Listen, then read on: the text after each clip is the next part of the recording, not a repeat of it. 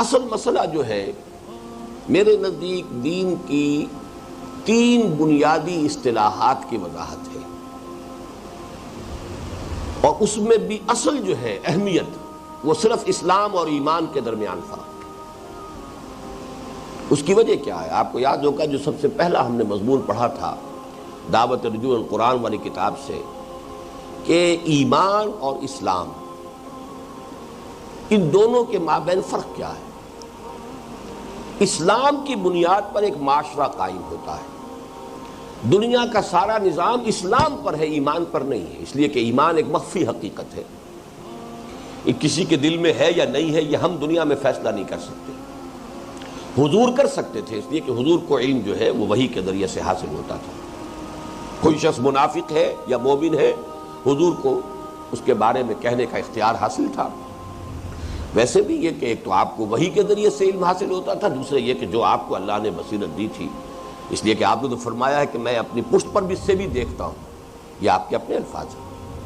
تو جو خواص ہیں نبوت کے ہم ان کو عام آدمیوں کے اوپر قیاس نہیں کر سکتے، لہذا ان کا معاملہ تو نوعیت کے اعتبار سے مختلف ہوا۔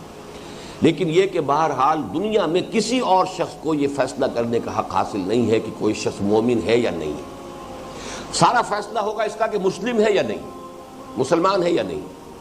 مسلمان اگر ہے تو پھر در حقیقت اسے مسلمان معاشرے کے اندر تمام حقوق حاصل ہیں جو مسلمان کے ہیں، چاہے وہ فاسق ہو، فاجر ہو، چاہے متقی ہو، تہجد گزار ہو، چاہے وہ 5 وقتہ نماز بھی ٹھیک طور سے نہ پڑھتا ہو، کوئی فرق واقع نہیں ہوتا، وہ مسلمان معاشرے کا ایک فرد ہوگا، اسلامی ریاست کا ایک شہری ہوگا، اس کے حقوق برابر ہیں۔ لیکن یہ کہ ایمان بالکل دوسری شے ہے۔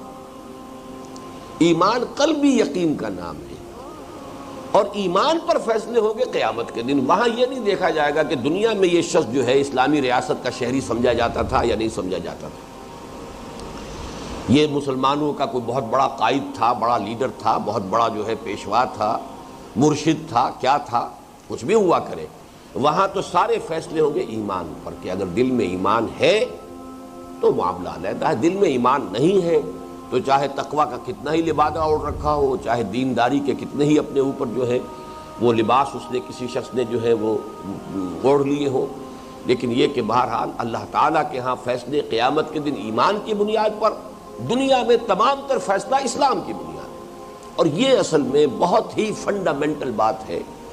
حقیقت ایمان کے موضوع پر میرے 5 روز کے یہاں محاضرات ہوئے تھے، ان کے ویڈیو آڈیو کیسٹس موجود ہیں، میں نے اس میں تفصیل سے بیان کیا کہ اس میں کیا کیا لوگوں سے غلطیاں ہوئی۔ سب سے پہلی غلطی جو ہوئی ہے وہ خوارج سے ہوئی کہ انہوں نے گناہ کبیرہ کی بنیاد پر تکفیر کا فیصلہ کرنا شروع کر دیا۔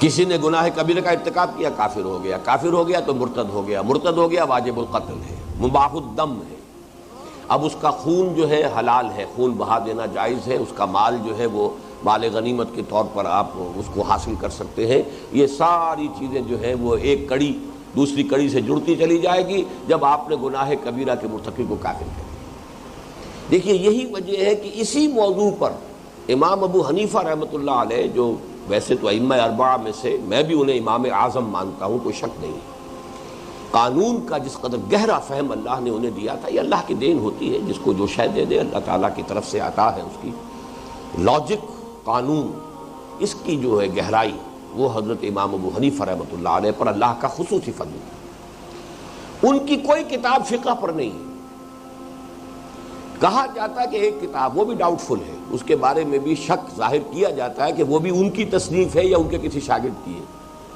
اس لیے کہ پچھلے زمانے میں یہ رواج تھا کہ شاگرد بھی تصنیفیں لکھ کر اپنے استاد کی طرف منسوب کر دیتے تھے۔ قاضی ثناء اللہ پانی پتی رحمۃ اللہ علیہ تفسیر لکھ رہے ہیں، تفسیر کا نام تفسیر مظہری ہے، اور مرزا مظہر جانے جانا رحمۃ اللہ علیہ شہید جو ہے وہ ان کے استاد بھی تھے اور ان کے پیر اور مرشد بھی تھے۔ مصنف اس تفسیر کے جو ہیں وہ ہے قاضی ثناء اللہ پانی پتی، لیکن وہ تفسیر کا نام رکھ رہے ہیں اپنے استاد کے نام پر، تفسیر مظہری، استاد اور مرشد کے نام پر۔ تو اس بات کا امکان ظاہر کیا جاتا ہے کہ الفقہ الاکبر جو واحد ایک کتاب ہے، جس کے بارے میں گمان غالب یہ ہے کہ وہ تصنیف ہے امام ابو حنیفہ رحمۃ اللہ علیہ کی، اس کے بارے میں بھی یہ شک ظاہر کیا گیا ہے کہ وہ اصلاً امام صاحب کی تصنیف نہیں بلکہ ان کے کسی شاگرد کی تصنیف ہے جس نے تعظیماً منسوب کر دیا ہے اسے اپنے استاد کی طرف۔ لیکن یہ کہ بہرحال اگر ہے تو وہی ایک تصنیف ہے، وہ فقہ الاکبر ہے، وہ انہی موضوعات پر ہے کہ اسلام، تکفیر کب ہوگی، گناہ کبیرہ کا مرتکب جو ہے کافر نہیں ہے، یہ تمام چیزیں، المسلم و کفر لکل مسلم، تمام مسلمان آپس میں درجے کے اعتبار سے برابر ہیں۔ جب کسی کی تکفیر ہو گئی وہ زیرو ہو گیا، اب اس کے اسلامی ریاست کے حقوق جو ہے وہ ایک مسلم کی شہری کی حیثیت سے ختم ہو گئے، بلکہ وہ تو اسلامی ریاست میں تو مرتد ہے، واجب القتل ہے۔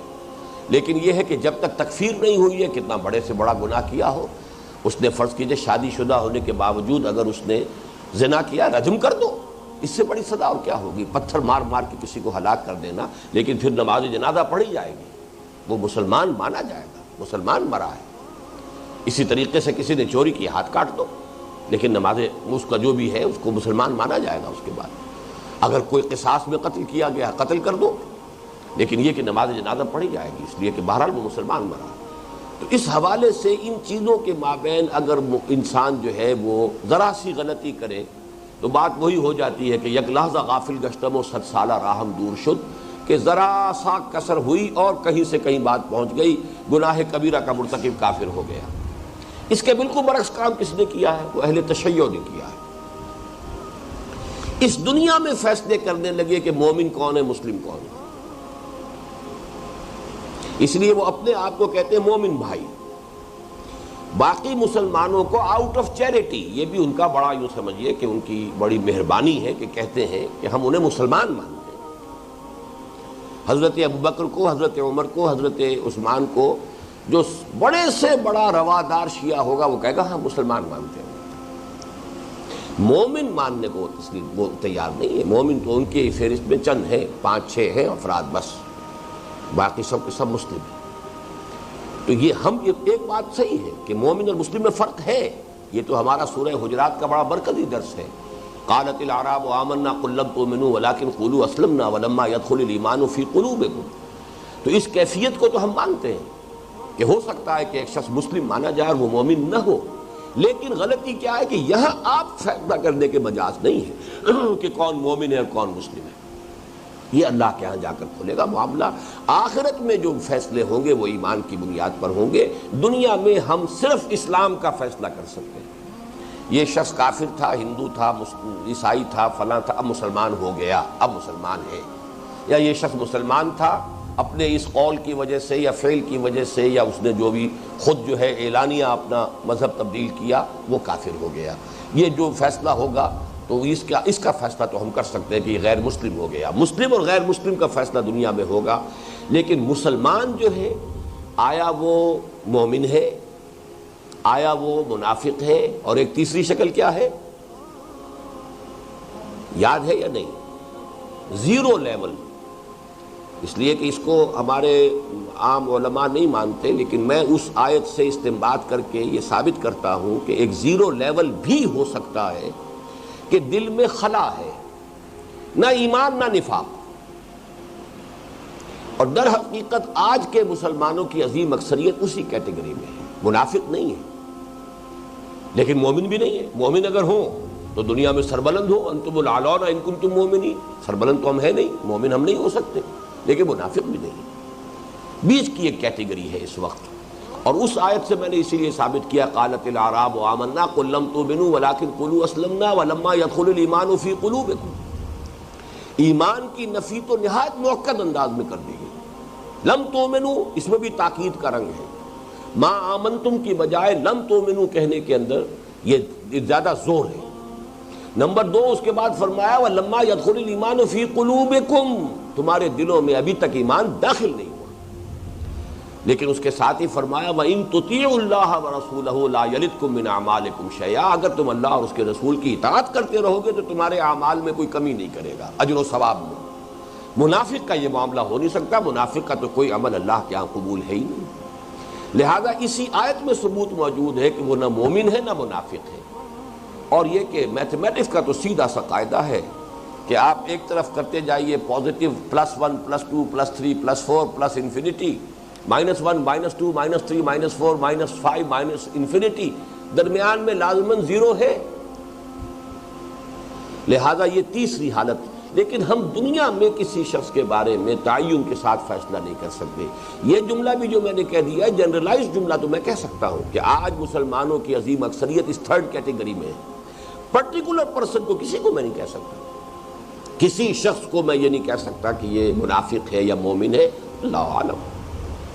تو اس موضوع پر در حقیقت یہ حدیث کہ ریاست کا سارا معاملہ، معاشرے کی ساری بنیاد اسلام پر ہوگی، اس میں ایمان زیر بحث آئے گا ہی نہیں. جبکہ اصل شے ایمان ہے. قیامت جب اصل زندگی آخرت کی زندگی ہے، وہاں فیصلہ ہوگا ایمان کی بنیاد پر. تو اصل اہمیت تو اس کی ہے، لیکن دنیا میں جو تمہاری لیمیٹیشنز ہے اس کی بنیاد پر تمہیں سارا معاملہ اسلام کی بنیاد پر کرنا ہے. اب دیکھیے یہاں سب سے پہلا سوال کیا ہے. فقال، حضرت جبرائیل نے کہا، یا محمد، اے محمد صلی اللہ علیہ وسلم، اخبرنی عن الاسلام، مجھے باخبر کیجئے، مجھے بتائیے اسلام کے بارے میں. فقال رسول اللہ صلی اللہ علیہ وسلم، تو فرمایا اللہ کے رسول صلی اللہ علیہ وسلم نے، الاسلام ان تشہد. اب یہاں نوٹ کر لیں، تومنا کا لفظ نہیں آیا یہاں. اسلام یہ کہ تو گواہی دے، ان تشہد ان لا الہ الا اللہ وان محمدا عبدہ ورسولہ، وتقیم الصلاۃ وتؤتی الزکاۃ وتصوم رمضان وتحج البیت ان استطعت الیہ سبیلا. اسلام یہ ہے کہ تو گواہی دے کہ اللہ کے سوا کوئی معبود نہیں، اور یہ کہ محمد اس کے بندے صلی اللہ علیہ وسلم اور رسول ہیں، اور تو قائم رکھے نماز کو اور ادا کرتا رہے زکوٰۃ، اور روزے رکھے رمضان کے، اور حج کرے اللہ کے گھر کا، بیت اللہ کا، اگر تجھے استطاعت حاصل ہو اس کے سفر کی، اس کے راستے کی، اس کے اخراجات، اس کے تمام. اسی استطاعت میں صحت بھی آ جائے گی. ایک شخص جو ہے صحت کے اعتبار سے بھی ایسا ہو کہ حج کی سختیوں کو برداشت کر سکتا ہو، بیمار نہ ہو، بہت ضعیف نہ ہو، اسی طریقے سے اس کے پاس خرچ بھی موجود ہو، تو اگر ہے تو تمہارے اوپر فرض وہ بھی ہے. یہ ہے اسلام.